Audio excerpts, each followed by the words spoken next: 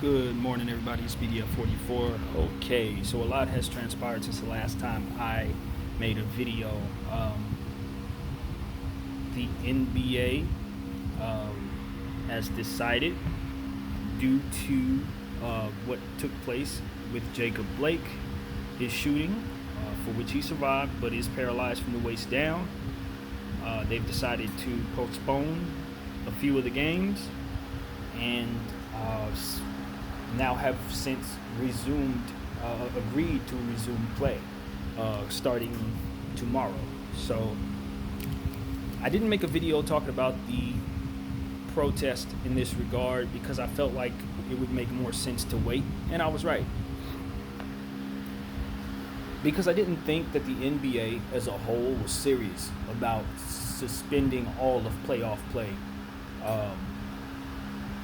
for this situation. I didn't expect them to do that. The gestures that they've made have been inclusive in regards to making sure they mention Black Lives Matter, allowing players to put things on their back, stating various agreed upon phrases that the NBA agreed upon is what I'm trying to say. So they are trying to be as proactive as possible in this humanitarian fight while still being smart in running the business.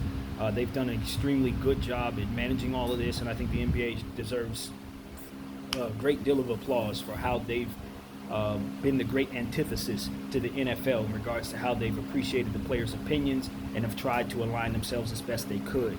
And they've sacrificed somewhat of a solid bit of their fan base, but because they're so major globally, I think they don't need local support. They're not relying upon local support as much as the NFL, and I think that's why they're afforded to take some of the positions that they've taken. Not that they feel any differently than the NFL per se, but just because they are afforded the right to understand that more than half of their league is black, and more than half of their fans are outside of the country. As to where the NFL relies upon more of middle America, white America to kind of fuel it, and they don't really want to piss off racist America because they'll lose a great deal of their fan base. I don't think that's the case with the NBA. I say racist America because that's what it feels like as a black man looking at everything that's going on right now. It looks like the great majority of America does not respect our position, does not believe what we're saying, and does not want to see any success in regards to what we're attempting to do. So demonstrations such as these were necessary, but I didn't think that everybody would be on board. I did think this was not something that was planned. Obviously, a lot has transpired with Jacob Blake that made it so that people wanted to move and move quickly. The Milwaukee Bucks were the first team to make a stand from what I understand.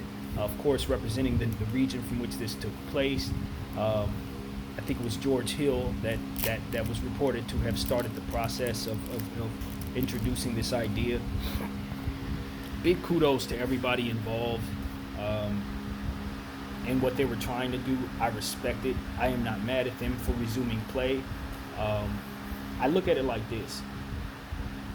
It's a hell of a sacrifice for the league, for the players, and they've already made those sacrifices. To ask them not to resume play, period, puts them in a great deal of business trouble. They have to resume the season in order for the collective bargaining agreements negotiation process to go as smoothly as is expected to go, and that's very serious because that can cause a lockout that has years and years of implications on it. They're already cramming everything together with the season, free agency, the draft lottery, all of that being smashed together in a matter of a couple of months. I personally think they've managed two crises at once, a humanitarian response crisis that they've done a great job with, and of course the COVID situation, which they've done a great job with. And I don't ask too much of corporations when they're showing me that they're made of the right stuff and that they are trying. I think asking them to suspend the rest of the playoffs is a lot. And we can't expect NBA leagues and all of this and corporations to do our job for us.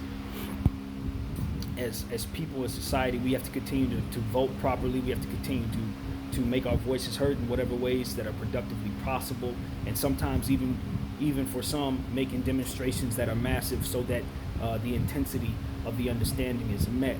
or with the type of response that you're looking for. Sometimes people do the wrong things in the name of the right reasons, et cetera, but this is a large response to the type of callousness and racism that they've been faced with, and you have to understand what came first. I think a lot of people are upset because they're not going to have the smoothness of life that they're used to having. But what you have to understand is, if you don't provide the changes that people are looking for, and examples such as James Blake continue to take place. I said James, Mr. Blake, continue to take place. We are going to continue to fight. This has been a fight that's been taking place off and on basically since we got our freedom. And it's not like we don't have a lot more fight left in us. You will not have a smooth and peaceful America if these changes are not met. You're going to be met with resistance, and you're going to be beaten the head over with this Black Lives Matter and all of these different various humanitarian / political efforts. So I encourage everyone in white America, everyone who is not black, to understand that no one is saying that Black lives matter more. What we are saying is black lives are being treated differently. That there are things going on in these places that you refuse to go to, that you don't have relationships in, that you don't know people in, that you have preconceived notions about who these people are, what they deserve, and how they treat one another. You don't understand nor are privy to the truth about these places, about these people, about how they got there, about why they live the way that they do. And if that truth is provided to you, that perspective for why the intensity of such chants such as Black Lives Matter and things of that nature will become very, very clear to you. I think a lot of people are surrounded by people that agree with them, but you have to ask yourself, how many of those people actually know black people? How many of those people actually live in black communities? How many of those people have actually versed themselves in the history of this country as it pertains to the specific things that have happened to African Americans over the course of 400 years? How many of your friends really know what's going on versus how many of them are just comfortable in their mindsets, agree with people right to the left of them and to the right of them, and then from there go with what it is that they agree with rather than what it is that they know about? There are very, very, very intelligent people that will apply this logic to everything but black issues. They will apply that logic to everything. They will be aware of their ignorance. They will be aware of information that is left out, but they will not apply it to African Americans. And that is a conditioning of the mind that this country has provided us by showing you images of African Americans being of folly, being of entertainment, and being of violence. And you've ran with that. A lot of us have upheld those stereotypes and have not done ourselves any favors, and that is the truth. And what it really comes down to is, it's not about whether or not we are willing to change our ways, because that can't come unless the system is changed first. And that is what all of us need to understand. It is very difficult to convince people to change their own ways when they're sitting in circumstances where they're not being treated the way that they need to be treated in order to have a fair shot. Okay, corruption comes of corruption. People are going to act raw when they don't have an opportunity. They don't feel like they have opportunities to be safe, to have fair trade, to have a fair place in the market space as it pertains to being businessmen and owners and talent and things of that nature. If we don't have a fair shot, it's very difficult for us to look at ourselves and say, let me fix my problem, when things are happening to us, around us, that we see that we're receiving little to no empathy for. Yes, we are not the only people here. No, we are not the only ones suffering. But no, it is not immature of us to say we have an issue and we're not receiving the respect that we need. If you see an issue going on in your community, I suggest you follow our lead, because what you're seeing, why black is so loud in 2020, is because people have been going at it for years and years and years in the name of black, trying to get things to change in the name of black. So it's very, very popular. That's why you see so much energy surrounding African Americans in America and their issues in America, because we fought for that. We raised hell for that for a very long time. And people who weren't black also raised awareness for this for a very long time. And that's why you see what you see today. It's not because we're more important than Spanish people or white people or Asian people or anything like that. We've just put in a great deal of work to raise this type of awareness and to have this type of marketing ability for our issues.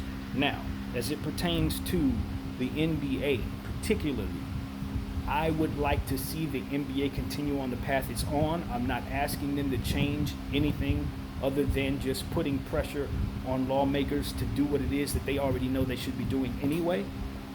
Some of those owners may have some sway in some possible form. Maybe we can reach some of them with some of these demonstrations, change their hearts, because they do have a relationship with players. Some of them care a great deal about African American people. So it's about appealing to people and taking away the notion that Black Lives Matter and black issues mean that everybody else doesn't. Those who want to push that narrative, they want to continue to see people not be treated fairly, is the way I see it. They want to see more and more distrust for African American people, so that people will continue to pull away their support. And it's all around election time, so it's a lot of politically based opinions going around. People trying to pander to one another. People trying to appeal to whoever they feel they need to appeal to get their agendas pushed, that really have little to nothing to do with supporting what it is that the players are talking about, that I'm talking about, and that other people are saying when they say Black Lives Matter. It's become a situation at this point where I think a lot of people feel like they have to walk away from their jobs if they have some influence. I think some people do feel like they shouldn't be there. I know Kenny Smith walked right off the TNT set in solidarity with the players himself in protest of this situation with Jacob Blake. I feel like that's a good thing. I think if we're fighting for the betterment of individuals' lives, people who have been treated unfairly and getting justice, things of that nature, it's a good thing. Trying to silence people like that, to me, is a bad thing. Trying to tell them that they shouldn't be upset and they shouldn't raise awareness for things that matter to them is wrong. And I wonder what type of human being or what type of culture cultivates that type of energy other than white American culture. What other culture spends more time trying to disprove those who are saying I need help than white America? And that's something that's really been telling in 2020. The culture, not just the individuals, but the culture of such. It empowers people to tell others to shut up and get in line. That in and of itself speaks to a togetherness that doesn't have any free thought. And a lot of us don't look at it that way. But you got to ask yourself, how many people have you seen do their very best to justify people dying because of their merits, because of vilifying them for one reason or another?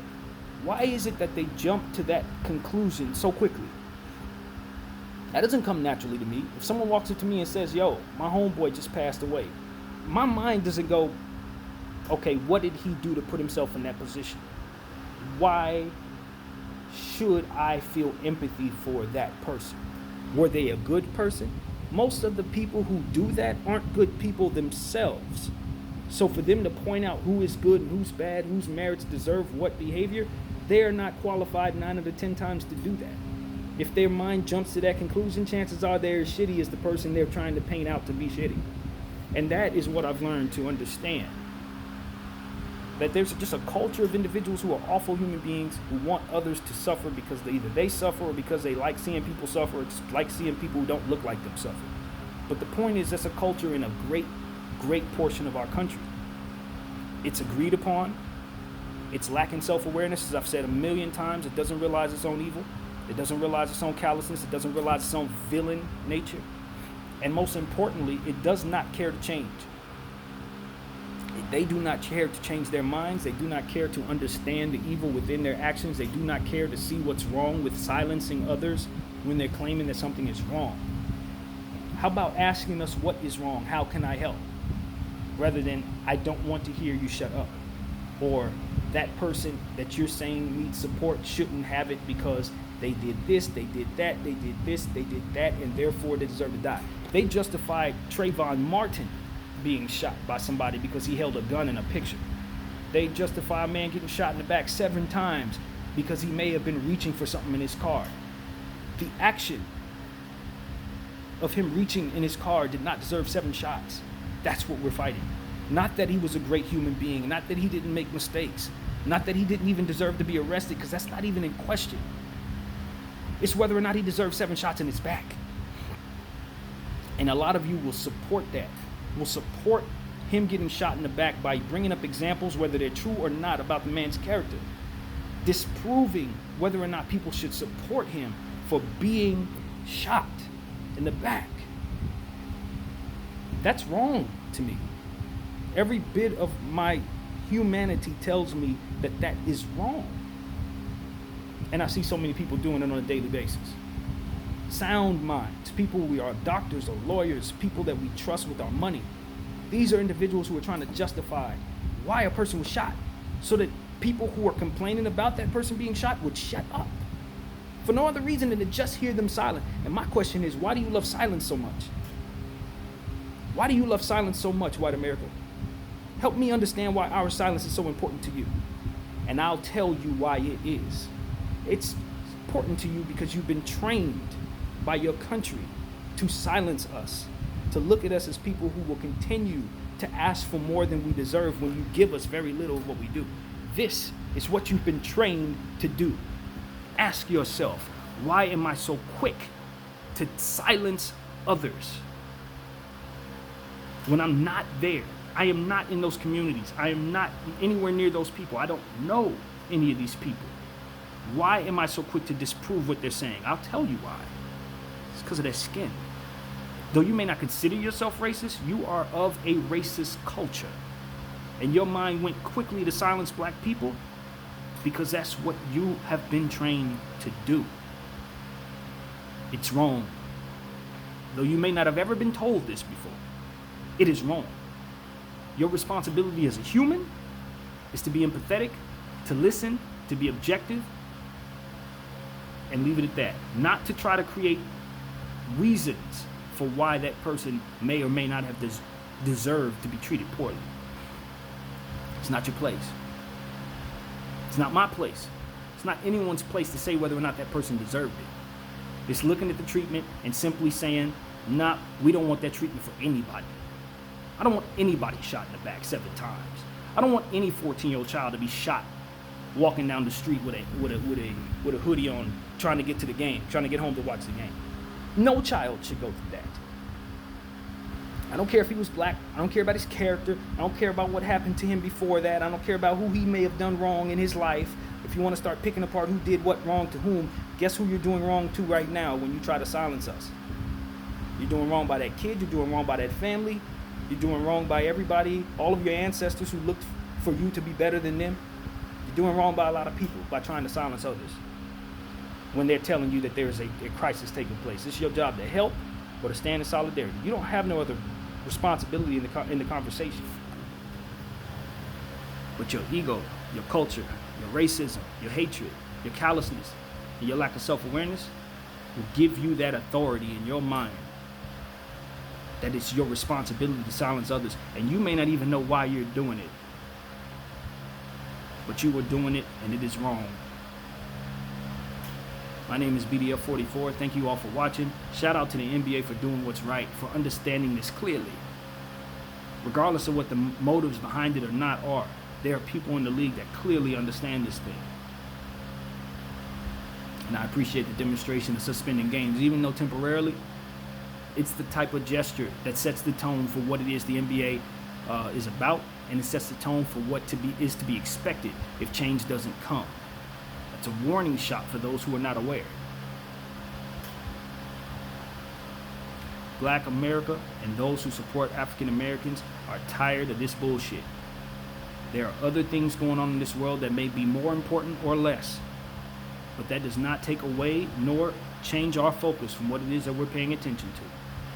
This particular problem needs attention. Every other problem will get attention as well and will be called for. But this one, this white supremacy, evil, shoot them in the back, will justify it, callousness, it's over for that. It is over for that. If we don't see any justice, you will not see any peace. So you better get nestled in the understanding that stuff will burn, people will act up, people will be in the streets, people will be voting a certain way.